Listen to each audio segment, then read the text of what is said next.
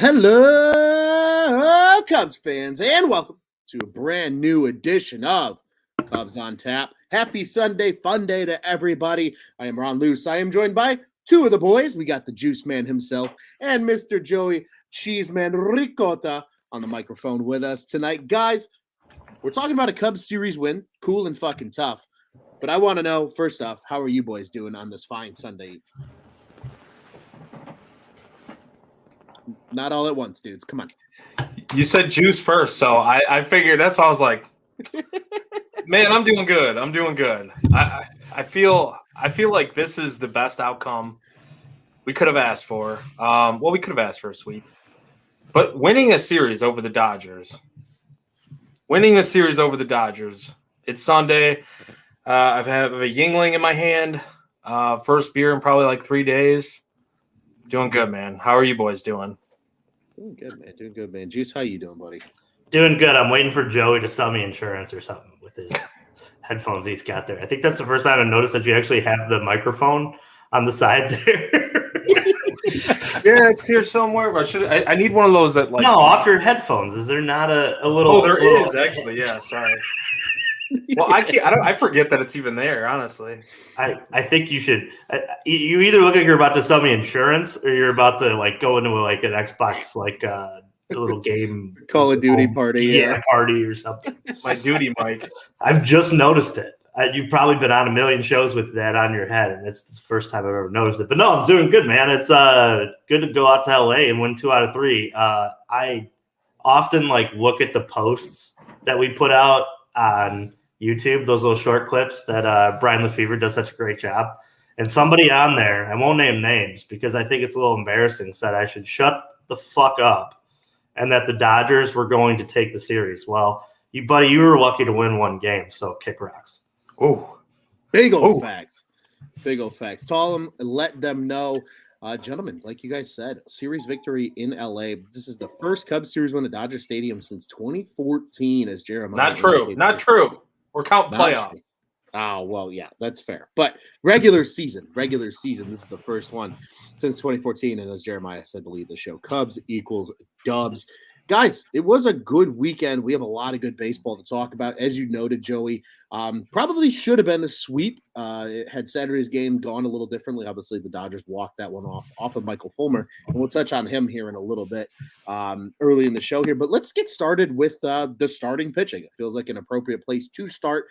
3 very, very solid starts from Cubs pitchers. Most recently today, Drew Smyly goes 5 2/3. Only gives up the 1 run in the win against the Dodgers on Sunday. On Saturday, Tyone looked really good. No runs, just the 2 hits, 2 walks, K's 7 and 5 innings of work. And then our boy and our friend of the program, Mr. Justin Steele, having himself an absolute banner day. 7 innings, 3 hits, just the 2 long balls in terms of runs given up. Only 1 walk and 8 punch-outs for our boy Justin Steele. Again, he and Marcus Stroman continuing to be that 1-2 punch atop the rotation. So, guys, I mean, when you go into LA, especially against a good Dodgers team, and I know this, maybe people are like, well, this isn't the Dodgers team of old. They're not as good as they have been. This is still a very good Dodgers team. It always will be, and they constantly put together good baseball teams. For this Cubs team to go in there and take care of business the way they did, and the starting pitching to do what they did on each day of this series, even though it was only a 2 of 3, again, probably could have been a sweep very easily. I mean, you guys have to be impressed, right? Joey, your thoughts to start here on the starting pitching to going out to LA. Well, we saw Justin Steele was a little disappointed that there was no podcast in his playlist. No Cubs podcast. He kept refreshing to get a podcast to listen to this weekend, and as a lot of shows do, they take the weekend off. And we are no different in that way at times on Friday and Saturday. But because of that, we were unable to just gloat about the brilliant performance of Justin Steele on Friday. And Steele started us off on the road with a magnificent performance. Basically one up Marcus Stroman. I mean, him and Stroman have been absolutely lights out. The pitches that he's throwing with that slider and the fastball, I mean, it is pitching ninja porn. Like pitching ninja, putting those videos together And he loves Justin Steele's outings so much. He looks forward to him. He's got them ready in the chamber just to release those video clips. It's awesome, man. I think you can't ask for any more from the starting staff, as you said, because then you followed it up with the best start of J-Mo's tenure so far, short tenure with the Cubs, but he was absolutely excellent Saturday. Smiley, I thought he started out a little rough today. I'm not going to lie. I thought he was like hanging some pitches. I thought the fastball was missing spots early, the first 3 innings, and then he really kind of settled down. Like even some of those pitches where that breaking ball was over the middle, he was getting flyouts on early on, and then he kind of settled in and was like, okay, here's some nasty shit to Freddie Freeman. Here's a fastball dotted on the inside corner. Here's some help from the umpire. Like there was a lot of that today too. But man, it's really encouraging to see the 2 guys that have probably struggled the most out of the rotation. Well, I shouldn't even say that because Wesneski, he's had a couple rough outings too. So Wesneski and J-Mo, really the 2 guys that have struggled the most. But Jameson Taillon, I think you can confidently say now you feel really good where the staff is. All 5, really. I mean, even Wesneski, I don't think we're going to expect him to have a bunch of rough starts here. He's going to get an opportunity very shortly. So, yeah, man, I mean, it's just incredible to see. Steele is an absolute ace. I think we can I don't think it's not budding ace. It's not this guy's going to be an ace. I think right now the way he's pitching since the beginning of June last year, there's hands down it's him, top of the rotation, and Stroman's pitching that way too. So, I'll give some here to Juice for him to give his thoughts, but he's been talking about it with the competition in the rotation for a while now, and you are really seeing that right now. Yeah, Juice, your thoughts, buddy? Yeah, I think that a lot of things have kind of come the way that I thought they would. When you see this roster, they're going to need to pitch. They're going to need to play defense, timely hitting. This series, in a lot of ways, excuse me, was that.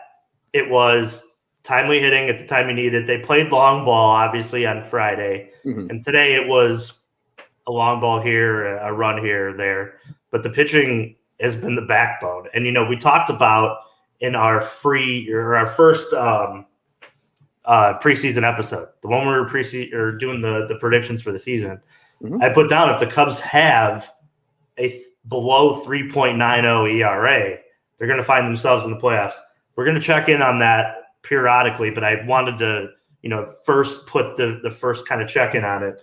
The Cubs right now find themselves 7th in that with a team 3.70 ERA.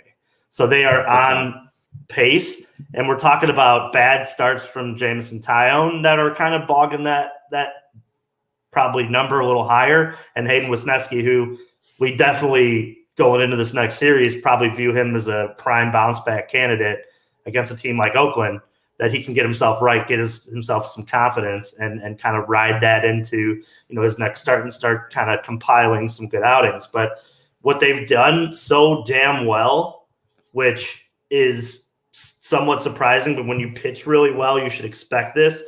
They don't give up the long ball at all. Mm-hmm. And they've only given up 11 home runs this season. That's 4th so far in terms of rankings for the pitching staff. They don't really walk anybody either. They haven't given that many free passes. It's been very clean pitch to contact, soft contact stuff that I think plays. The one thing I do worry about is health in terms of this starting 5, because I think this is the 5 that we're going to see for most of the season, mm-hmm. as long as Wesneski can figure himself out. But, yeah, you're absolutely right. The pitching, I think, all season is going to be the backbone of this. And when you get 3 starts like you did this weekend, you're going to give yourself a chance to win a lot of ball games against some really good teams.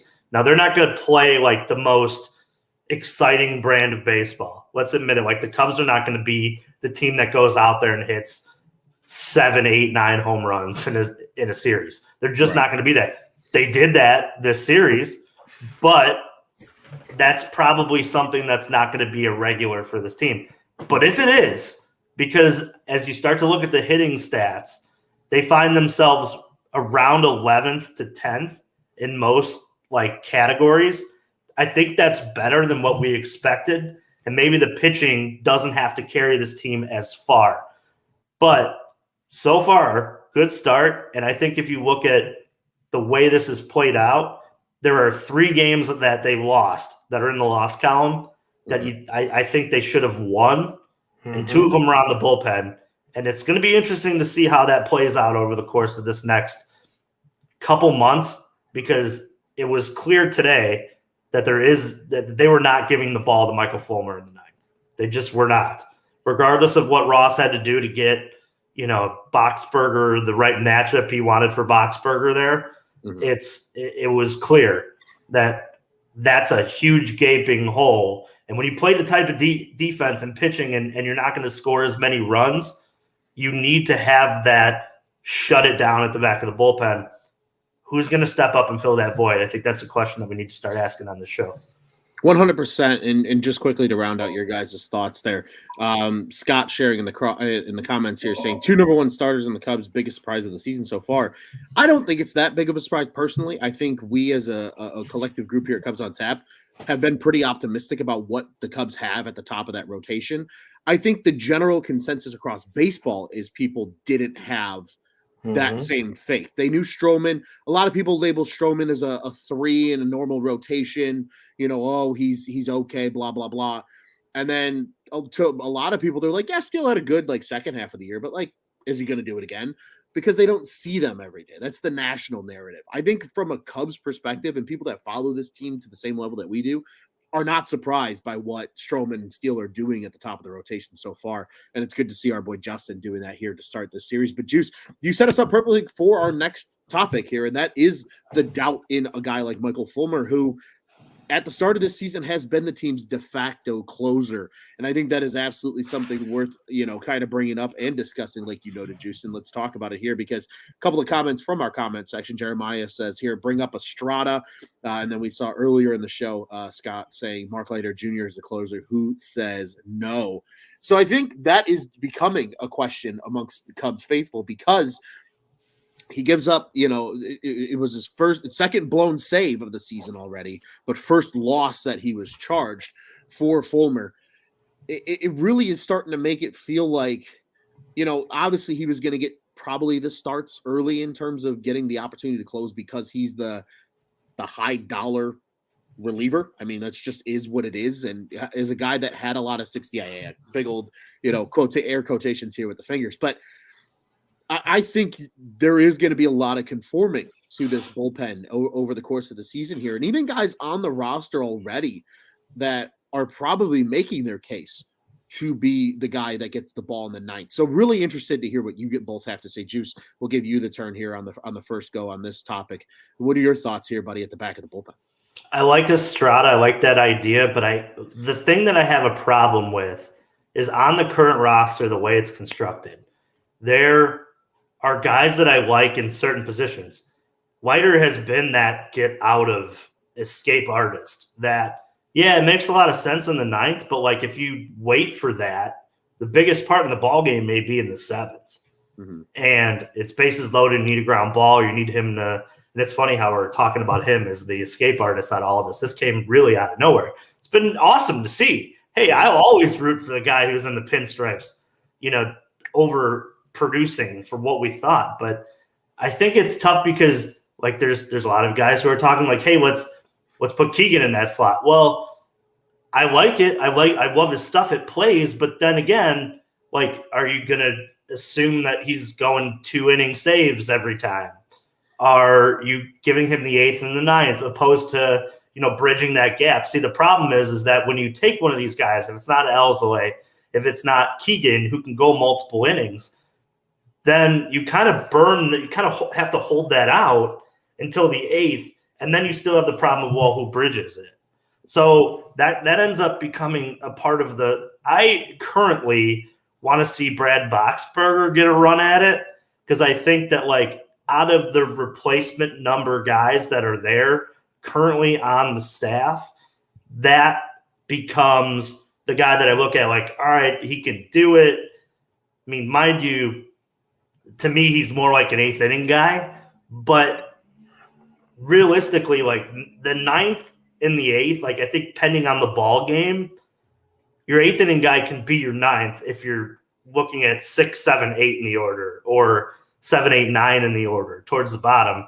It just depends on like managing the game to where is the most important part, and using guys like Keegan, guys like Adbert Alzolay in those slots. Because I think that like that ends up being, if you have a lead in the 6th, I would love to see those two guys get used exclusively from like the 7th, 8th, or 6th, 7th, 8th to bridge it to Boxberger. Maybe you end up kind of working Fulmer in and more like 3 run saves to like build his confidence a little bit more, but having guys ready. The other possibility, which kind of sucks, is like I love the way that Hughes' stuff plays, but you're going to need him against lefties.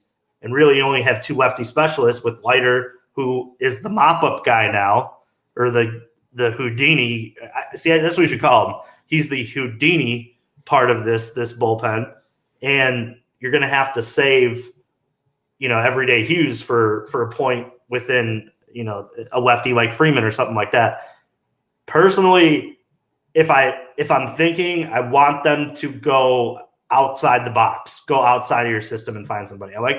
We can give Estrada a shot, but realistically, I don't think the real solution is going to come until like sometime in June or July, which I think that they're going to win and lose some games frustratingly all the way until then. And once the market kind of shows who's going to be selling, who's going to be buying, then you can go to these teams and go, all right, maybe we can get ourselves a more stable back end of the bullpen arm. That way, all these guys move over into slots that I think they're kind of cementing themselves into.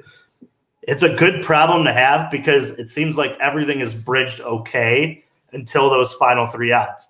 But as we know, those are the most important outs of the game. And if you don't have a guy like a Wade Davis or a Aroldis Chapman at the end of it, it becomes like sit on your hands, pray to God that, somebody hits a liner somewhere, because that's how I feel every time the Fulmer goes out there right now. Yeah, totally fair. Joey? We've been really fortunate the last few years with, the guys that you've mentioned too, but also, David Robertson, Craig Kimbrell. We've been really fortunate the last few years with that 9th inning not being an issue, right? And now you're seeing a little bit of that with, we've already talked about a million times how this team pretty much has to play perfect. And including in that is the bullpen. Because if the starting staff is so good, they're not going to hit. The bullpen has to be pretty much lights out, which for the most part it has been. I thought what was really apparent to me today, too, you talked about, Michael Fulmer. I thought it was clear that David Ross and the Cubs did not want to use Brandon Hughes in a high-leverage role in his first game back to make a season debut today, even though the matchups might have called for it against some of the lefties. Now, I love the point that Juice made about Leiter being that lefty kind of specialist guy. That splitter, the last few nights, really all season, it's been disgusting against lefties. And Leiter has been the biggest surprise, no doubt, out of that bullpen, because I think out of all the guys that we looked at, maybe we expected – I'm not sure if we expected him to make the roster, which he didn't, and then now he's back. But he wasn't a guy that anyone had any type of this is going to be a dude in the bullpen this year. But so far, man, he's been lights out. You had Alzolay have a rough outing today, which, okay, fine. It's a rough outing. That kind of happens when you don't pitch a guy for 5 days, though. You should probably pitch him a little bit more often there. So that's kind of what the little gripe I had about that. And I feel like if the guys, from a talent perspective, the guys that I would like to see in that 9th inning, if we are talking about guys we want to replace Fulmer with, it would be either Keegan or it would be Alzolay. Now, I think they're both the 2 dudes that hold that strikeout upside, which Leiter Jr. is actually showing a lot of that so far this year too. But at the same time, you make great points about these guys and their roles. Their roles are putting out the fires, pitching 1, 2, 3 innings. And that's why I kind of was like, okay, in Saturday's game, why not just let Keegan ride that shit out? let him go that third inning, because then today you would still have Fulmer, you would still have Alzolay, and then apparently Boxberger and Leiter Jr. were available as well. Boxberger we probably knew would be, but Leiter Jr. is still available today as well. So that's where I was kind of like, all right, a little bit of this is manager growing pains too. Like we talk about growing pains with the younger pitchers. I think some of this is some manager growing pains and just trying to figure this whole thing out. And then also trying to utilize guys not only in their best roles, but on their freshest days. Mm-hmm. Because you don't want to overuse. I mean, somebody had a great comment to me on Twitter. They said, well, Keegan was already at 28 pitches. You don't want to see him get to 40 plus, this early in the season. That's fair. That's totally fair. I looked at that and I said, yeah, maybe that's the case. I think ideally you do want a guy that's a one-inning specialist for that closer role, because if you can have that, which guy like Boxberger makes perfect sense, because I think he can only pretty much give you one inning or so a night, not much more than that. That makes perfect sense because all these guys kind of fill in that void leading up to that point. So, I mean, hey, I'm okay with Boxberger getting that opportunity if that's what's going to happen. Mm-hmm. Talent-wise, I still think there are guys that are better than him leading up to that point, but as you've already said, the high leverage roles are high leverage roles. And maybe that was part of why that's kind of what I'm kind of thinking in my head too. What if this isn't a clear go ahead away from Fulmer, if he's still going to get opportunities in the ninth, because his stuff is still really good. He's just had a little bit of a bad early stretch here. What if it was also, I want him in those matchups in the eighth inning too. So I don't know how much of that is, not wanting to use him in the ninth and how much is wanting to use him against the matchups in the eighth. But whatever the case may be, it doesn't really matter to me as long as you kind of start to figure it out moving forward. And I feel like they have enough good guys in the bullpen where I don't want them to call up Jeremiah Estrada and be like, hey, here's the ninth inning, pal. We know your fastball is electric. Don't do that to that kid. Please don't do that to that kid. Because if he has any shred of mishap early on in the ninth inning, straight up from Iowa, then you got to send him back to AAA. And not only did you just lose the closer that you think you were getting, but you're losing a pitcher maybe for a month or two because he has to go down and work on some things and work on some confidence in AAA. So give it to somebody who's really thriving if you're going to give the role away to somebody's solidified guy, or just play matchups. And I'm perfectly fine with either. As long as this team wins games, man, I don't give a fuck what happens. Yeah, completely agree. And I think I'm going to go a little off the cusp here in terms of what I believe in terms of the bullpen right now. I think because it is so early on in the season, and especially in this bullpen, right? Like you guys both mentioned, there is no Wade Davis, there is no Craig Kimbrell, there is no just very clear closer at the back of this bullpen right now. That doesn't exist. We haven't really seen that since Craig was traded in 2021. Let's call it what it is. I think for now, especially when this Cubs team is learning to win, I almost want them to use whomever your best pitcher is in those most critical situations. And sometimes in a game, that might be the seventh inning, to your guys' point, right? I'm very okay if they're burning Keegan in the seventh because you have 2, 3, 4 of the Dodgers lineup coming up and you're only up by 1. That's totally okay to me because you're cruising through guys like Mookie Betts and Freddie Freeman and some of the best players on their team. If the ninth inning rolls around and it's the 7, 8, 9 guys, okay, go to a guy like a Boxberger, even though I think Boxberger can be used in higher leverage situations if you really needed him to. Maybe that would have been a perfect opportunity for a guy like Hughes. Had there been a little more of a, kind of the back end of the order coming up, then he can successfully come in and get the job done. I think the move right now has to be your best arms pitch when you need them.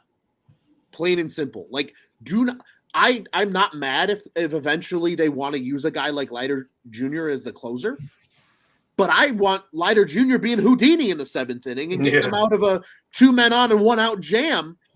It really, and really he had to work out of 2 jams if you think about it, because Mancini with the error at first base, almost got out of the inning with the Swanson play in the hole. So like he had to do it twice. And he got out of it. And like you said, Joey, that splitter is so nasty right now. If you're going up against a team that's got a lefty-heavy order coming up in that inning, I'm very okay with Leiter Jr. getting burned in the 6th or 7th inning. If it means the Cubs hang on to a lead going later into a game. I think that's why you're seeing now in baseball, teams are going more to the just have as many elite arms in your pen as you can, because then you can use guys in different situations. And maybe it is a little more closer by committee if you don't have an established guy like the Cubs do. I think eventually they will have that guy. And to both of your points, I am absolutely in agreement there. I just think right now it's more important to pitch your best guys when you absolutely need them. And I like that they're doing that so far, because I think it's overall paying off in the long run. Until you have, like, to me, the standard, right, of a back of the bullpen is those, like, that 2015 Royals team, right? When you got Herrera, Holland, and Davis, 7, 8, 9, that's when you can have guys and say, this is your role, because they're all nasty. They all could have arguably been closers on just about any team in the league. And you had them come in 1, 2, 3. If your starter went 6, it was over. It didn't matter. You know what I mean? You want another one, Ron? Yeah. How about I hate to do this because the Astros, I know we don't like the Astros, especially when they were in the division, but how about Brad Lidge, Octavio Dotel, and Billy Wagner? Like that, right. You knew game over, right? Game over. Exactly. And like, until the Cubs establish guys into those kind of roles, I'm cool with them using them just however you need to get through a game. Because if you look at the case of today, it kind of worked out in the Cubs' favor, right? You can make the argument right now that Leiter Jr. has been one of your better pitchers, right? They used Keegan in that extra inning walk-off against the Mariners, and you needed him to be big balls Keegan, and he did it. He got it done. And now you got Huevos Grande and Mr. Leiter Jr. here, coming out of the pen, just like Juice has called him, Houdini, right? Getting out of crazy jams, because right now nobody can hit him. Like, that splitter might be one of the best pitches in baseball right now, the way people are swinging through it. He made both Freddie Freeman and Max Muncy look like dipshits today with how they swung through those pitches. Like, real quickly too, did you guys see the other night when Keegan, that slider that he had against Mookie Betts with the sword, and he went like full warrior mode? Yeah. I was like, holy shit. Like, they got guys in this pen that legit have stuff. Now, when you talk about adding in Mark Leiter Jr., and sorry, Ron, go ahead. It just reminded me of that, because there were so many GIF-worthy, pitching ninja-worthy like moments throughout this entire series from the bullpen alone, for sure, that I was like, holy fuck, dude.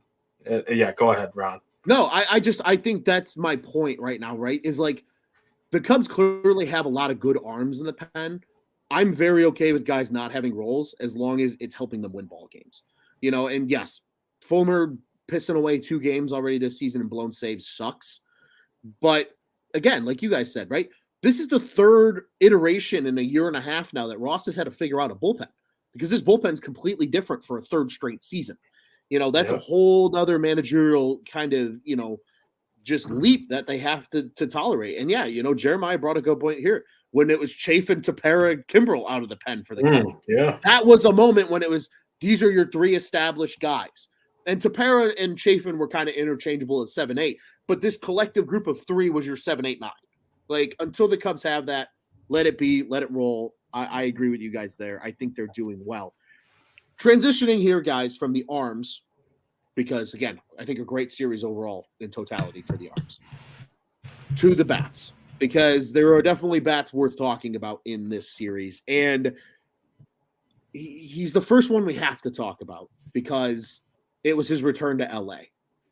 But Cody Bellinger had a hell of a series against the Dodgers. And it might have not always come at the plate, but just overall, he had a hell of a series. Had the double in game 1 in his second at-bat. Had the robbing of the home run. Of course, it was Jason Hayward that he robs too, right? And gets booed by the LA faithful, right, in game 2. And then today, that's the game-winning run, was Belly's homer that he just absolutely turned on and smoked off of Urias. They said that was the first home run that Urias has given up to a lefty. I think it was since like July of last season or something like that. It was some stupid stat. It's been a really long time since he's given up a home run to a lefty. And I mean, Belly crushed that motherfucker. So, I mean, Juice, you talked about it, right? And when we were talking about this Dodgers series coming up, the perfect time for Belly is now. And I mean, it might not have been every game, but he had a big moment every single game of this series that helped the Cubs win 2 out of 3. Yeah, Belly go, we go, right? I mean, I think that when he's good, that middle of the lineup looks really good. Now with Seiya Suzuki back, with the defensive lineup that they have in that outfield, you have guys who are accurate to all the bases. You have guys with good arms, all good throwing arms out there. That lefty power is something that the Cubs for a long time haven't had. They thought they were going to get it with Jason Hayward. They never did. And how awesome was that robbing of the home run against Hayward as well? Brought a smile to my face because Jason Hayward, as a Cub, very rarely hit balls like that to center field. And all series I sat like, man, he's going to hurt us, isn't he? Because he has had a really nice bounce back with his time, short-lived so far with the Dodgers. But, I mean, he's been a lot better than he was, in a Cub uniform, less expectation. But, he's been doing a good job for them. But, yeah, I picked him for my fly the W, and it's because I watched so much of the game on Wednesday, and he looked so comfortable at the plate.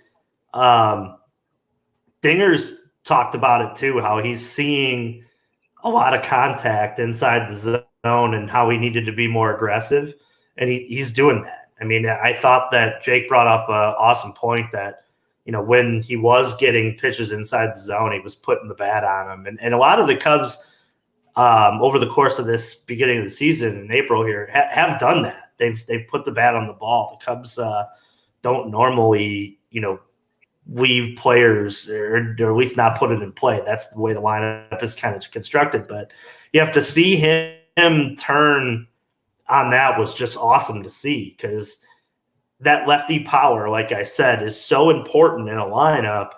And he kind of bridges that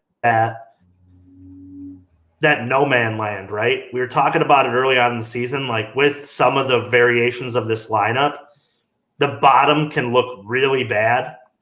Guys like, and I'm not throwing shade at like Yan Gomes. He had a great series, but I mean, let's face it, like career models show that he's a below average hitter. You don't have sluggers at the catching slots. And a lot of times you end up playing Hosmer, who he's been okay. He's been probably a little bit more lucky than good, but let's just, call a spade. He's a guy on a $750,000 contract. So I look at this lineup, and when Belly goes, this Cubs team becomes so much more deadly because they have guys in front of them that get on base, put the bat on the ball, create havoc. And his job on this team is to just provide power, just be that threat. Because even when he's not, getting hits or being – it's a professional hitter in the order that makes you work more than the guys that are at 7, 8, 9 for most of the time for these lineup variations that David Ross has to work with. So when I look at Belly, it's for a lot of this year, it's Belly go, we go. And that's because he's going to be trusted to single in or double in or clear the bases with guys like Seiya Suzuki who are working walks in front of him. And I'll tell you right now, I know we're talking about Belly, but we're talking about the hitters. But Patrick Wisdom, I gave that guy so much shit for so many years. But imagine where the Cubs are at right now, this early in the season, without his start. Because he's like third or fourth in home runs. He's slugging, and he's actually putting the bat on the ball more often and striking out way less than he did in the past. So it's interesting to play that eat my words card, but in the case of the Cubs, I will eat my words on Patrick Wisdom as long as he can continue this success, because he's another one of those bats that you're like, man, he's the batter's version, in my opinion, of Mark Leiter Jr. right now, overperforming expectation. And that you're going to need that day in and day out because that third base position is up for grabs. And the quicker someone can solidify it, I think the quicker we get to these names like Morel, who probably provide more wins above replacement than what's on the bench right now. Because if he can solidify that, then you have the comfortability to say, Christopher Morel, you're going to move around and you're going to spell people out. And that's when I think that there's a cemented role for Christopher Morel at this point, because they want him to play every day. But if you have cemented slots within this lineup, I think it makes it easier for David Ross to go, I can play this guy today and you can play here, opposed to when you have just a mess of bench guys that are versatile. You can't really bring that up again because you're trying to figure out what can stay and what needs to go. And that's where I think the roster kind of moves back to maybe the best 25. And I think that's eventually how we get there is guys like Belly and Patrick Wisdom just cementing positions. That way it gives a clear-cut, idea of where he can move Christopher Morel around the lineup. For sure. And Joey, I mean, feel free to add here not only on Belly, but also on Wisdom, because he was on our rundown for this evening. So your thoughts on these two bats right now? Yeah, he's taking it and running with it. Wisdom is absolutely on a heater. Playing great defense, too. He's really playing great defense. I do love what Jake tweeted out today, too. Banowski, you mentioned Juice, about him making a lot of contact and basically the pitches that he's not striking out on, he's fouling off, doing a lot of that. Every ball that he hit in this series felt like it was hit hard. Just every ball, even the outs. I think he went 1 for 3 the other night, or at one point he was 1 for 3, and I'm like, that could have been a hit. That should have been a hit. That should have been a hit. Great catches made or just right at guys. So, I mean, he's really, really hitting the ball extremely hard and, like you said, making more contact, making that adjustment. Between him and Bellinger, which great point on him too, it feels like if one of those guys hit a homer every night, just one of those guys hit a homer every night, this team's going to win a lot of games because that does fill a huge void in your lineup, lacking power. And you don't care if they hit 230, 240. Wisdom's not hitting that high as far as batting average goes, but he's making an impact. He doesn't have to hit the batting average highs. 230, 240, fine. You're going to play great defense or good enough defense, above average defense at third base. That's perfectly fine. Bellinger robbing a home run, the boost real quickly. How awesome is it to see what kinds of piece of shit the LA Dodger fans are for booing Bellinger, which, I mean, I don't really blame him. He's killing your team. But booing Bellinger after robbing a home run, which I know Bellinger just said it was more fun than anything to go back and forth with the fans in the outfield. But, dude, I just love what I'm seeing as far as the turnaround goes for Bellinger. I mean, we've kind of said that, too, on the show. It does feel like his at-bats have been pretty good. His at-bats have been pretty well. He's had a good approach. He's fouling off a ton of pitches. Even today, the at-bats where he didn't do something, he didn't hit a home run. He fouled off a ton of pitches and he stayed in the at-bat. And it's okay, he's seeing it pretty well right now, regardless of outcome. And those are the things that I think we should really look at and say, hey, this guy, I don't care what the average is on both of these guys, what is their overall production? How do they look at the plate? Because early on, it looked like Bellinger didn't look too great, grounding out, missing stuff. Now he was saying, he's not overswinging.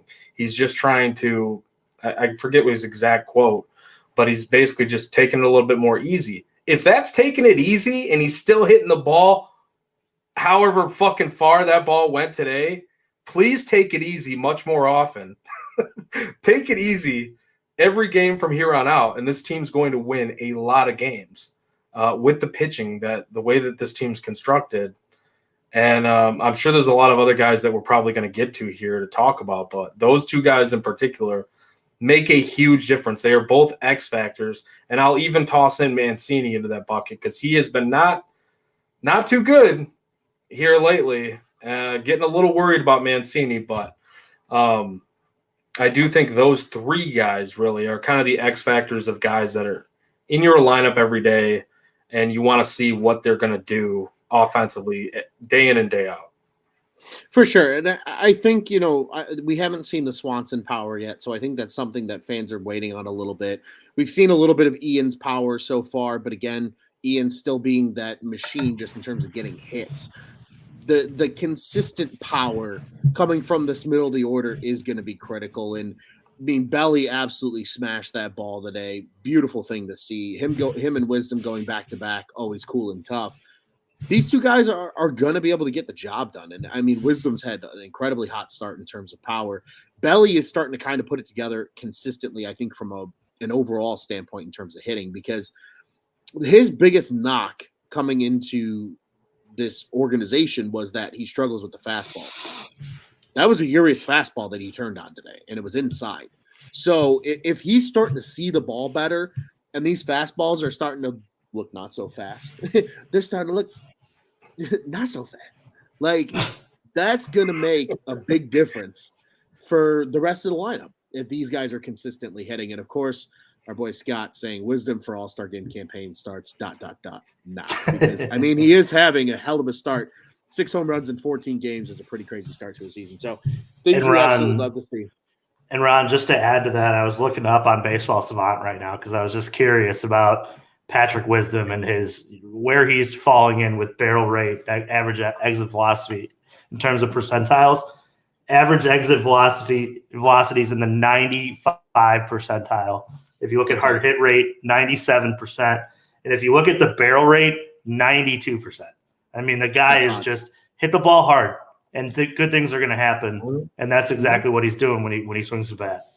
Yeah, if you make something really good happen 23 times out of 100, and most of the time it's ball go far if you're hitting the ball hard, this team will absolutely take that from a guy like Wisdom. And he has looked good, I think, defensively as well to start the year, which 2022, he had a little bit of a regression from 2021 defensively. I think he's back to that 2021 standard from what we've seen so far at third base. And he really has taken it and kind of run with it so far, I think, at that third base position that we all agreed was probably an open competition to start the year. And yes, as Scott has noted, and it was very noted on Twitter today, Wisdom is currently on pace for a very nice amount of home runs in the form of 69.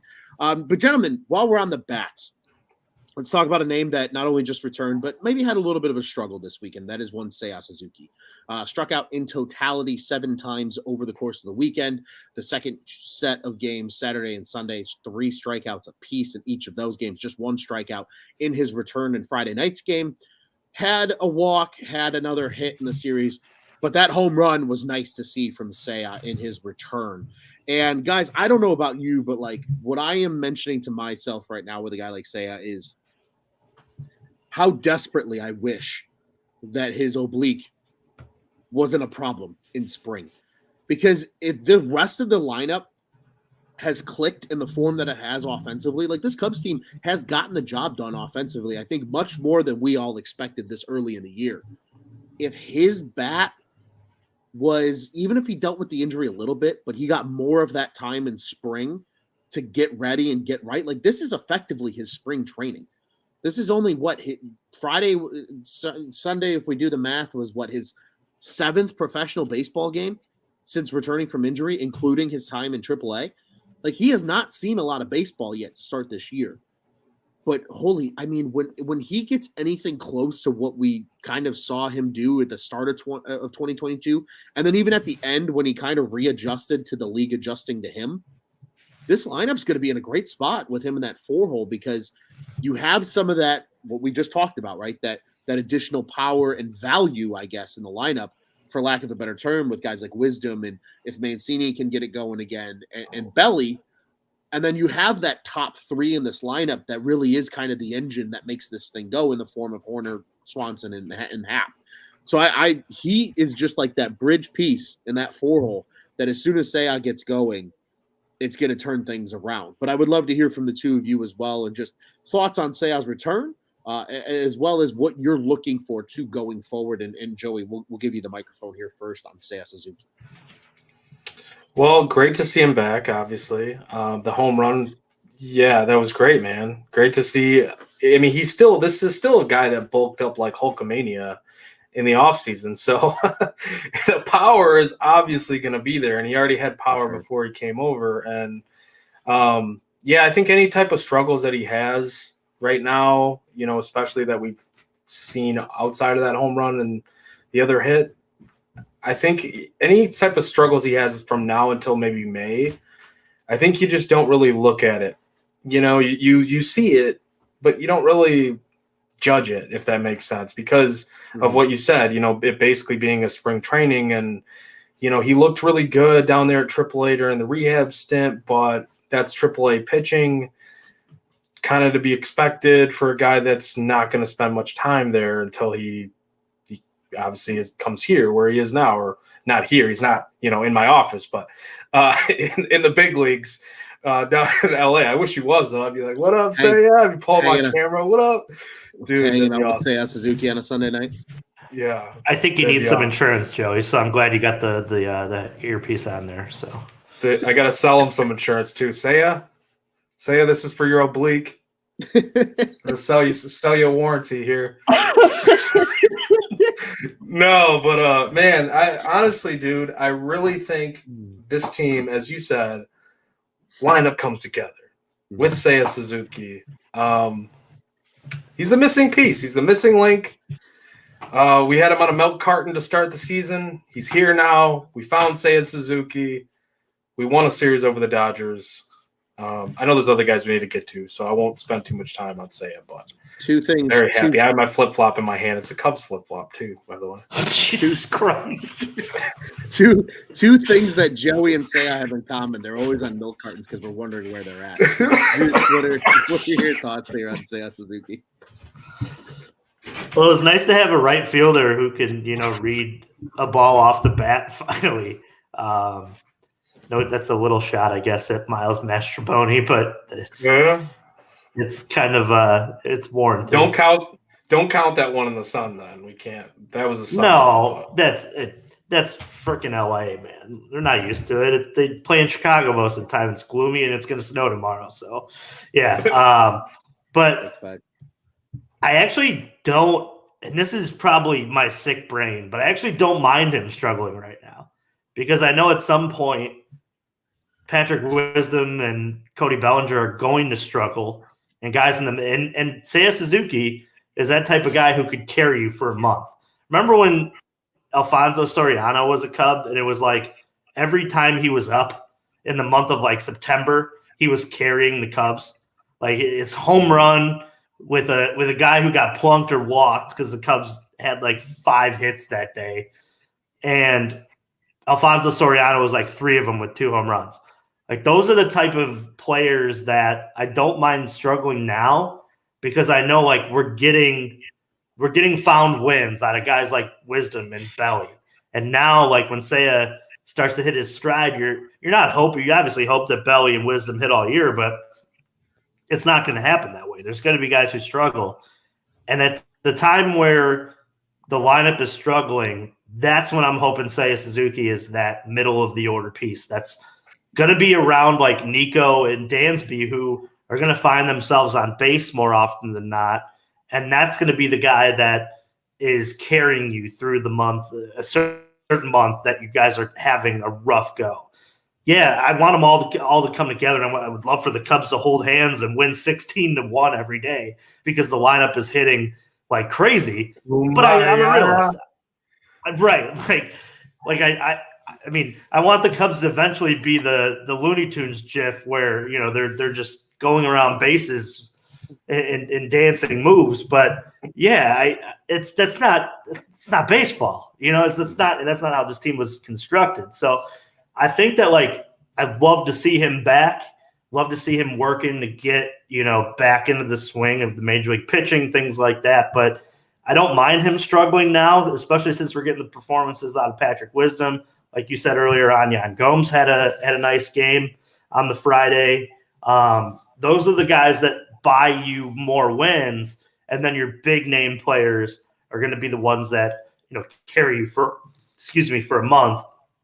And that's what I'm hoping. Like if you look at May, like May would be really nice to see him like start to come through and to hit this stride, because it's another brutal. This whole like playing everybody thing is so tough, because now you see like they play the Twins, they have the Rays. There's another team in here. I just looked at it. That's Houston. They're gonna play Houston. So it's like that's again like every series after like a horrible like every series before a bad team is gonna be like, hey, let's just hold on to our butts here. And I was just so happy that the Cubs were able to win 2 out of 3, because now it's like, sweet, Oakland, they give up like 8 runs a game. Like let's go. Their team ERA is close to like 8. Let's win 3 in a row here. You come back with a 5-1 road trip. That's awesome. And then you could find yourself, really changing the narrative, like we talked about, on the show on Thursday or Wednesday when we talked last round. Yeah. Wednesday. But we were talking about this trip and saying, hey, yeah, win 2 out of 3, and then just go beat up on Oakland for 3 days and get some confidence back. Maybe that's the time where Seiya Suzuki finds his next stride. You can see some average pitching, kind of get some confidence, and then we'll see where that goes from there. 100%. And guys, I'll quickly throw out a couple other things here toward the end of the show. We've mentioned his name a lot. Yan Gomes had a great day on Friday. 2 homers from him, a 3-hit game, cool and tough. Things you love to see out of your catchers, especially when we knew that it's going to be a tough go offensively just from the catching position all season long. So love to see that. Slump busting Swanson after 2 kind of brutal games to start this series. Guy has a 3-hit day today on Sunday, kind of turning his fortunes around a little bit. So good to see him get out of that before the end of this series. And then obviously the errors, I think, especially in today's game, was something that don't expect to see a whole lot consistently over the course of the season. But again, made Leiter Jr. work a little harder today because he had to get out of effectively another jam because of Mancini not being able to get a hold of that ball at first and different things like that. So, guys, I want to turn it over to you two really with those prompts as well as just final thoughts from this LA series before we go ahead and put a happy 2 out of 3 in our cap and look ahead to, again, a series that the Cubs realistically should probably win 3 out of 3 against with the Oakland Athletics on the schedule. And we'll look ahead to that first game before we get out of here today. So, gentlemen, I'll open the floor to each of you. Joey, why don't we give you the mic first? Thoughts to wrap up the LA series and a couple extra prompts there to leave you with, too. Yeah, you mentioned the defense. I think that's definitely something it's not really that concerning. If I'm being honest, I think it's just something that we should mention because, you don't want to see it in crunch time, especially like late in games. You don't want to see, there was a play there where Hosmer was pinch hitting. He pinch hit for Luis Torrens, I believe. And my thought was, okay, if he's going to pinch hit for him, there's nothing. I know he was pinch hitting technically in the DH spot. So I think the rule is if he switches over to first base, then he would have to go. You would now make the pitcher hit because the DH spot becomes wiped out. So I know that's a tough one there, but I would have liked to see maybe different management in that way so that he wouldn't have had to be the pinch hit guy for Luis Torrens, and then he could have been the late inning replacement at first base because we know that Trey Mancini is not the greatest first baseman over there. So when that play kind of comes up, and he should have an easy scoop because Swanson he made a nice play on the ball, and it's a long enough bounce so that Mancini should have been able to pick that. When that play kind of arrives, you would think that Eric Hosmer would have been able to make that play. So I'm not going to freak out about it too much, but I think moving forward we should look at that stuff as like hopefully it's Eric Hosmer getting the nod there late in games. Unless there was some other type of move as the game went on at first base. Also, with that said, like Dansby Swanson is as smooth as they come at shortstop, but that one play I thought in particular where he kind of bungled it a little bit, I know he was trying to be quick. I know he was trying to backhand it and go from backhand to hand and just be really quick with it. It wasn't the hardest hit ball in the hole there, but I really would have liked to see Dansby Swanson get in front of that ball, get in front of the ball and then have your bare hand follow it. And just, you know what I mean? Just be quicker that way. And I think he kind of held up a little bit and tried to backhand and got himself caught in between. So I didn't love that play. The Say a Sun stuff, whatever. It's LA, as like Juice said. I mean, the sun was just beaming. He had his shades on. He was trying to cover for the sun with his glove. He was doing all he could to make that play. He couldn't make the play. It is what it is. But yeah, man, we didn't really talk too much Ian Happ. And I just want to say, him almost hitting for the cycle. I mean, can we give every single player on the Cubs road suites? Give them hotel suites. Put it in their contract right now. I know Ian was fighting for that in his contract extension, and he got it. Probably didn't have to fight too hard. But give every single guy, make them happy on the road. Just make them, if this team's dominant on the road, yeah, make them happy on the road. Dude, I really think too. You're gonna fuck me up, Juice. I know. I always do. I know. I think I really would have liked to see him go for that triple, which I'm glad he kind of pulled up and didn't get an injury there too.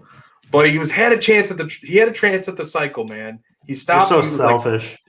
I am selfish. You're so selfish. I wanted it for him. I wanted it for him.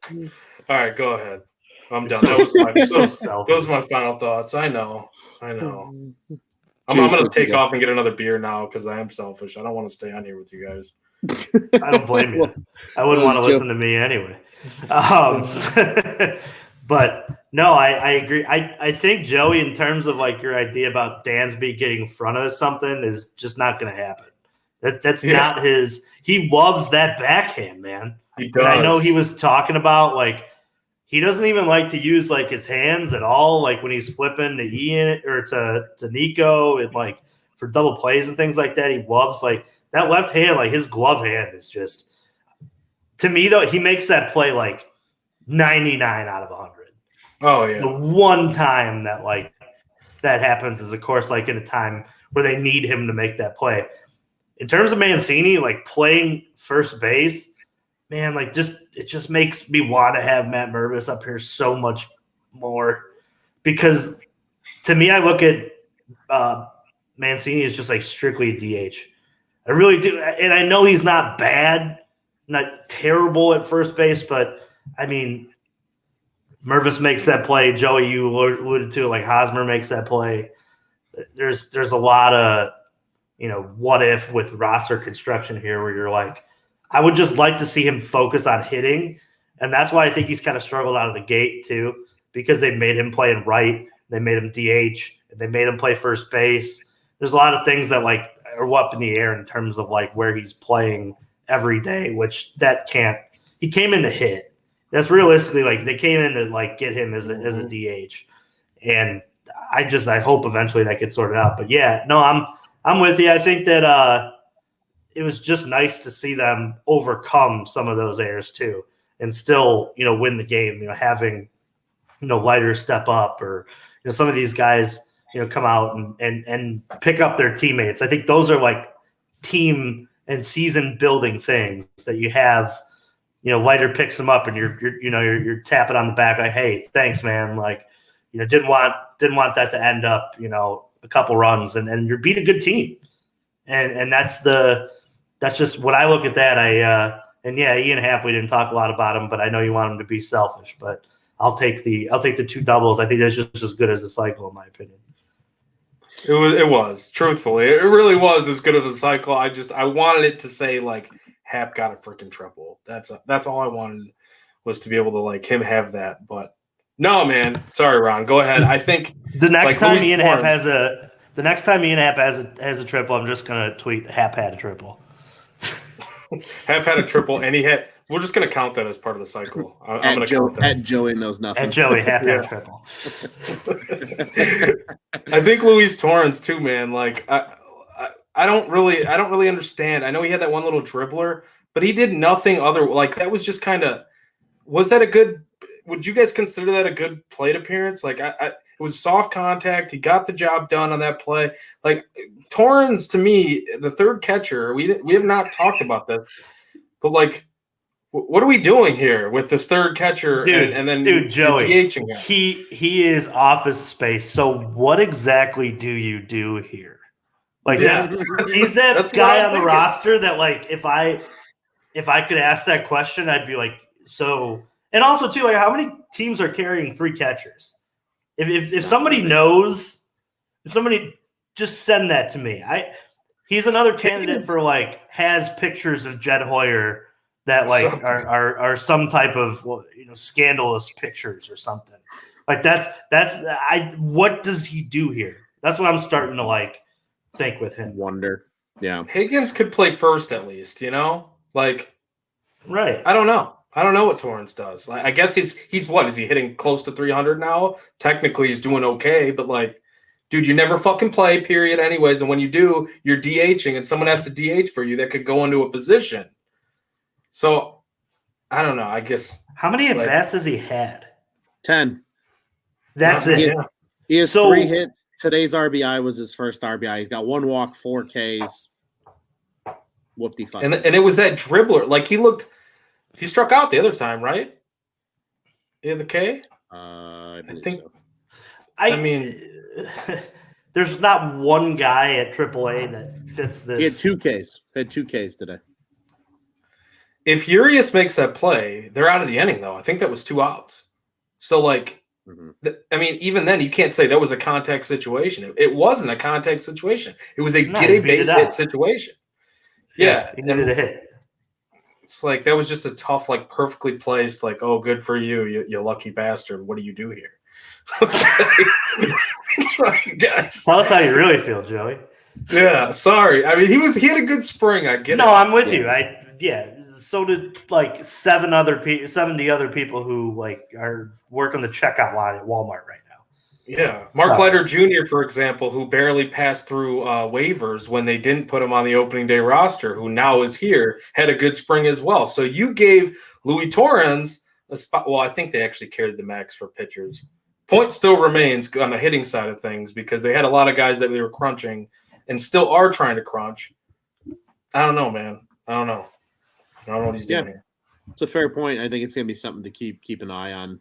They mentioned that they like the upside of his bat, except I really don't see the upside of his bat, and half the time he's just on the bench anyway, and he hasn't really caught. So, agreed with you guys there. I think it's going to be something to keep an eye on. A quick final, I guess, thought from Scott earlier in the show that I wanted to share. He says he's over the Rios, Hosmer, and Mancini experience. He says bring up Morel, Mervis, and Nally B. It's time, rotate Wisdom at third and first so Mervis and Morel can play defense. And I think we're going to get there. I really do think the Cubs want to see these guys put together, that month and a half to 2 months at AAA of like continuously good hitting, like because they're all hot out the gate, but like inevitably somebody's going to hit a slump. And how do you rebound to the slump? Do you get out of it quickly, or does it carry on for a week or two? And I think that's what they're waiting to see. I understand the eagerness from fans, especially those like Scott who see a lot of these Iowa games, but again, there's no need to rush guys, especially if they're winning ball games. They're 8-6 right now, which you got to be happy about given where they are. And this is their 3rd straight series win. That's something that we didn't know either that has happened so far. Just my quick and final thought, just to add, guys. Again, we're going to applaud our friends of the program here, Justin Steele, continuing to get it done. And Justin, this is for you, buddy. There will be shows each night this week, so you can refresh your podcast page and they'll be there for you. We promise. We won't do that to you again. Absolutely promise you that. But guys, we'll go ahead and now look ahead because the Cubs are venturing north of LA up to Oakland to take on the lowly Athletics. Game 1 of this series starts tomorrow, April 17th. From Oakland Coliseum. It'll be an 8:40 Central Time start. So juice for you, buddy. That's a 9:40 start. It's a nice late one. The 5th place in the AL West Athletics at 3-13 coming into this one have the 8-6 Cubbies. On the bump, it's righty versus lefty for the Cubbies. It is Wesneski. Really good bounce back opportunity for him coming into this one. And on the bump for the A's, it is their I guess, ace technically, but it is Muller on the mound, who they acquired in the Murphy deal from the Braves. He started opening day for them, so he is on the bump for the Athletics on Monday night.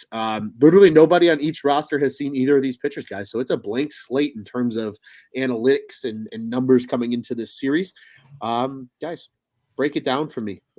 Preview thoughts and feel free to share your fly the W pick now. And if you choose not to, I'll just call you out again like an asshole and make you do it again. So around the horn we go. Joey, where it stops, we know now. You go ahead, buddy. What you think? Well, Joey knows now nothing, but I will. Man, fly the W. I guess I'm supposed to go at the end of that. But yeah, win a series again.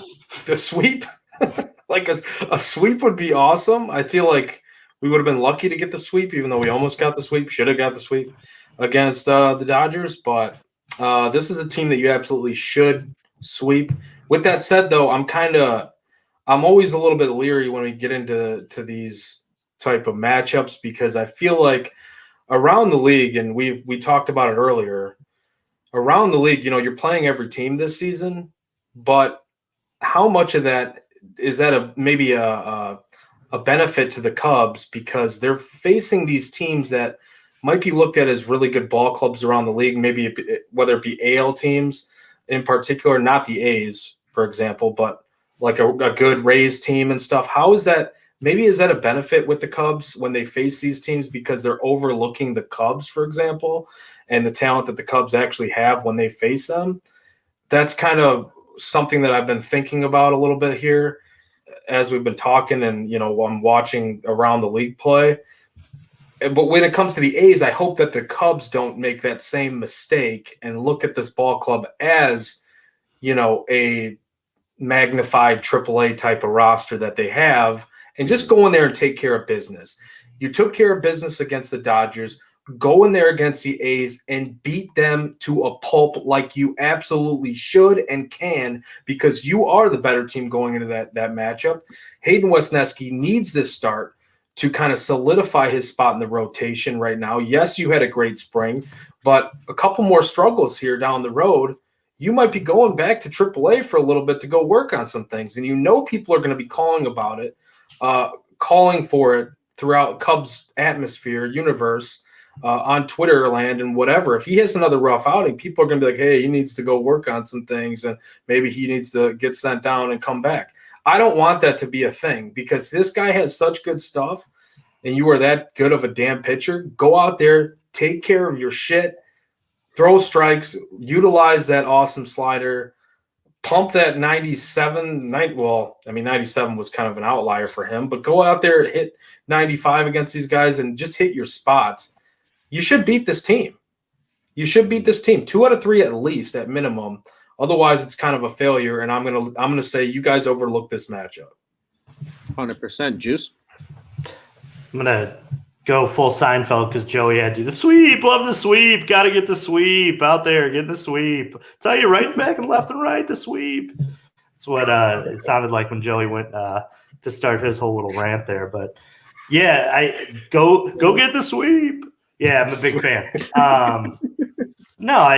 Doesn't it stack up for them to win all these games? If you realistically look at it, where they're pitching, where they're at in the rotation, as long as they get a good bounce back start from Hayden, you're expected to get a good start from Marcus Stroman, and then into Justin Steele Day. So yeah, go win 3 games. The worst thing you can do right now is to give back that series by losing to Oakland. And it just means go in there and hit home runs. Oakland has given up the most home runs in the whole league so far. Go hit home runs. Ball go far, team go far, and pitch. It's not that hard. Play your game. And they'll find themselves probably winning at least 2 out of 3, as Joey said. I want them to be greedy, though. This West Coast kind of move out here, this 6-game stretch, 5-1 sounds way better than 4-2. Just my opinion, because there's going to be another team within your division that makes this same trip that goes 2-3. And if you go 5-1, or not 2-4, if you go 5-1, then we're talking about a huge swing in terms of your division games and your division lead. And it's just a matter of when you hit these stretches. So LA was clearly struggling when they came in. They took care of business, took 2 out of 3.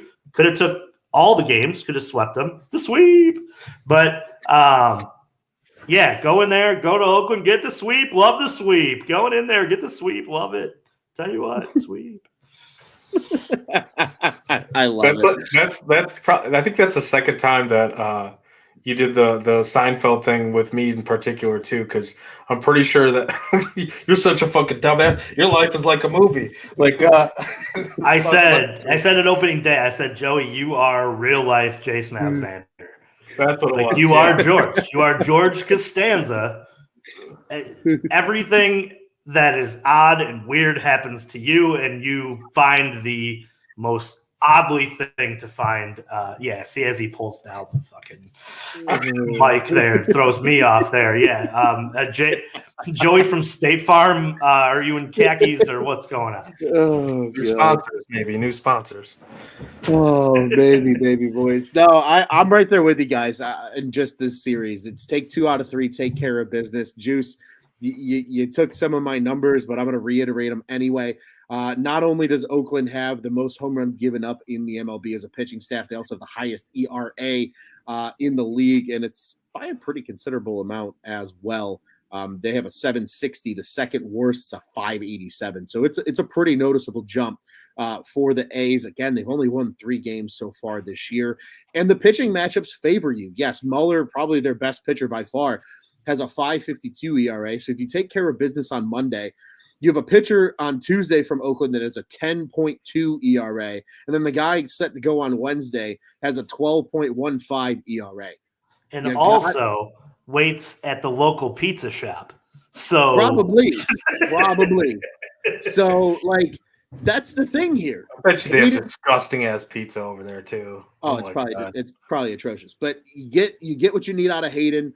You get another good Stroh start, another good Steele start, and this team absolutely can be looking down the barrel of the sweep. Go get the sweep. Big fan of the sweep.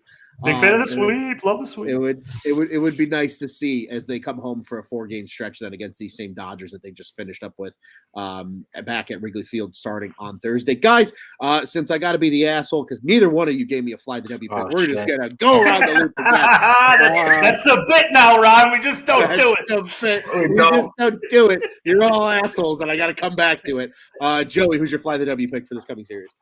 We forced you to it. I was saying some things on Twitter about Ian Happ not hitting lefties so far this season. Now, he hit 305 against lefties last year. It was a big part of his resurgence as a player or turnaround here and, becoming the guy that is Mr. Consistent. He has absolutely smoked the ball as a lefty this year. And even when the lefty left the game and he switched back over to the left side of the plate, he hammered a pitch for a hit today. It was a tough matchup. Julio Urias, blah, blah, blah. The whole 9 yards. Not going to give you the spiel. I'm going to go with Ian Happ. I'm going to say he gets it done against Kyle Muller, who I believe is a lefty. And if I'm wrong, then holy shit, this is incredible. I'm an idiot. He is a lefty? He is a lefty. Okay. Ian Happ, fly the W pick for the series. Get us started tomorrow. Let's go, baby. Juice, what do you got for us? Always well put together there from Joseph. I'll take Nico Horner. Big ballpark, gap to gap. Maybe we'll see some 3-baggers.